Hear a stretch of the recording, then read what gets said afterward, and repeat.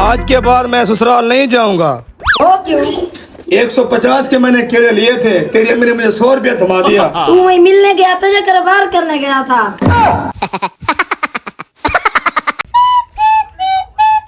भैया बाइक की चाबी दिखाना। चाबी एक शर्ट पे दिखाऊंगा। ओ कौन सी? पेट्रोल डलवाना पड़ेगा।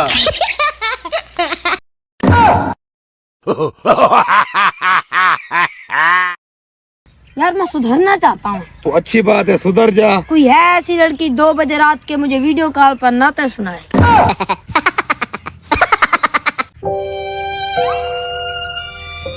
अल्लाह वास्ते खरीद रे, अल्लाह तेको जन्नत दे सी। मैं तक पूरा पाकिस्तान लेते हैं। पाकिस्तान तेरे प्यू दा है। जन्नत तेरे प्यू दिए, तू वंडे जा जो बते। आजकल के दौर में ना पान वाला सच्चा है। वो कैसे? वो पूछ कर चूना लगाता है।